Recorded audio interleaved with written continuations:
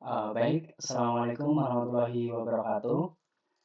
Terima kasih kesempatan yang telah diberikan kepada kelompok kami. Kami dari kelompok 7, saya Adha Diwat Rahman. Dan saya Tinggi Aulia Tinggato. Pada kesempatan kali ini, kami ingin mempresentasikan hasil proyek akhir IoT kami yang berjudul yaitu Oxynote, Sistem Pemantauan SPO2 dan Detak Jantung Berbasis IoT. Proyek ini tidak hanya sebatas pemantauan biasa, namun telah kami integrasikan dengan kecerdasan buatan dari Gemini AI sebagai asisten kesehatan kontekstual. Mari kita mulai. Nah, mengapa kami membangun Oxynote ini? Oxynote. Jadi saat ini modernisasi di sektor kesehatan mengarah pada sistem smart telemedicine di masa pemulihan, isolasi mandiri atau perawatan lansia. Pemantauan jarak jauh ini menjadi sangat krusial. Oxynote ini hadir sebagai solusi nirkabel atau wireless solution untuk mengukur dua tanda vital manusia yang paling penting, yaitu SpO2 atau saturasi oksigen dalam darah dan BPM atau denyut jantung. Dengan alat ini, kita tidak perlu selalu berada di samping pasien untuk memantau kondisi fisiknya secara real time. Nah, selanjutnya dalam perkembangan Oxynote, kami menetapkan 3 tujuan inovasi utama. Yang pertama yaitu integrasi hardware dan cloud, di mana menghubungkan perangkat keras atau hardware di jari pasien dengan arsitektur web application. Kemudian yang kedua yaitu real-time monitoring, mengirimkan data tanpa delay atau page refresh atau perlu refresh website secara manual, sehingga saat jantung berdetak, grafiknya langsung merespon. Dan yang terakhir atau yang ketiga yaitu generatif AI, di mana angka medis seringkali membingungkan orang awam.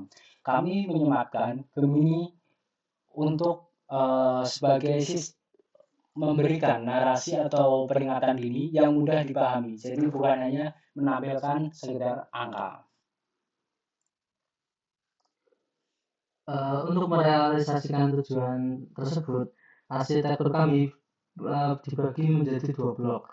Di sisi perangkat keras, kami menggunakan ESP32 sebagai otak utamanya yang terkoneksi Wi-Fi.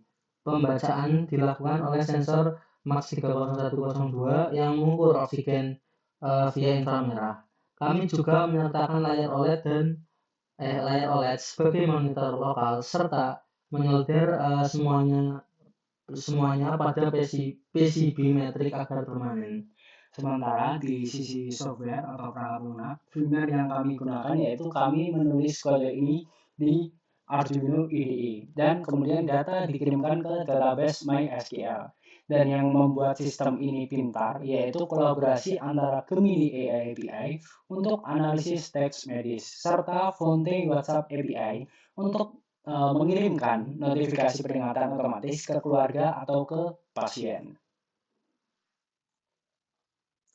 Nah, sistem yang kami bangun ini memiliki 5 fitur unggulan. Yang pertama, telemetri tanpa latensi. Itu menggunakan WebSocket atau Supabase. Terus yang kedua, filter data lokal. Jadi kami menggunakan algoritma moving average di dalam ESP32 agar pergeseran jari tidak merusak grafik data. Terus yang ketiga, analisis CI sesuai permintaan dengan sistem trigger manual agar API limit tidak terbuang sia-sia. Terus yang keempat, pengiriman data via WA cukup dengan sekali klik di dashboard. Dan yang terakhir, manajemen multi-user menjaga kerahasiaan data tiap pasien dengan keamanan yang tinggi. Baik, selanjutnya kita masuk ke cara kerja sistem. Bagaimana siklus alat ini dapat bekerja, dan siklus alat ini cukup ringkas dan otomatis, di mana fase pertama itu pasien meletakkan jari di atas sensor, kemudian data dibaca, difilter, dan dimunculkan di dalam layar OLED.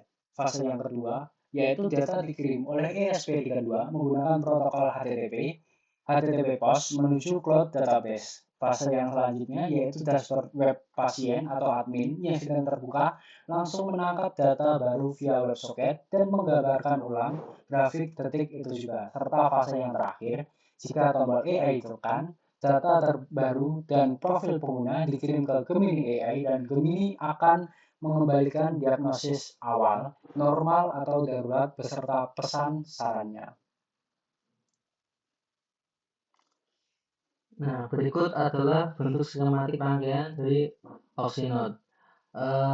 Seperti yang bisa dilihat, pengkabelannya terpusat di ISP32. Sensor MAX 30102 dan layar OLED dihubungkan melalui jalur komunikasi 2C sehingga sangat menghemat jumlah pin yang digunakan. Baik, selanjutnya kita masuk ke preview website dari kami. Untuk domain yang kami gunakan yaitu tk2c-oxynode.iotway.com dan kita masuk ke dalam tampilan admin. Di dalam tampilan admin ini sendiri terdapat pilihan untuk memilih pasien yang akan diukur, dan ketika pasien sudah dipilih maka di sini akan memunculkan grafik pengukuran terakhir dan data ini dapat dianalisis oleh AI. Kemudian dapat dikirimkan langsung ke WhatsApp pasien. Serta pada halaman admin ini sendiri dapat merekam seluruh riwayat dari pengukuran sebelum-sebelumnya. Kemudian juga dapat menambahkan pasien atau user baru. Selanjutnya juga dapat melihat detail dari si pasien yang kita pilih ini, dari tinggi badan, berat badan, jenis kelamin, riwayat kondisi pasien, serta catatan klinis tambahan. Oke, selanjutnya kita akan masuk ke preview dari atau demonstrasi dari alat yang kita miliki.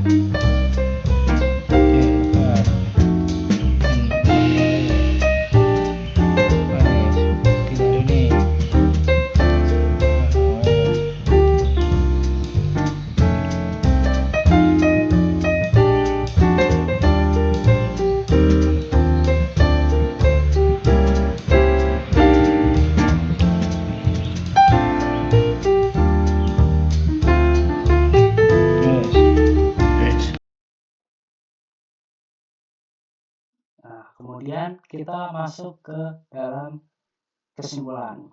Sebagai kesimpulan, Oxynode ini membuktikan bahwa perpaduan antara microcontroller seperti ESP32, arsitektur cloud yang real-time, dan ketajaman kinerat AI dapat menghasilkan alat medis atau remote patient monitoring yang cukup andal.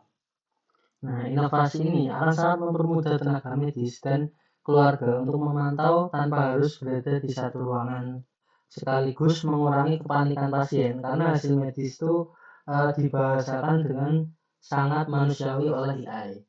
Sekian presentasi dari kelompok kami, kurang lebihnya mohon maaf. Terima kasih atas perhatiannya. Wassalamualaikum warahmatullahi wabarakatuh.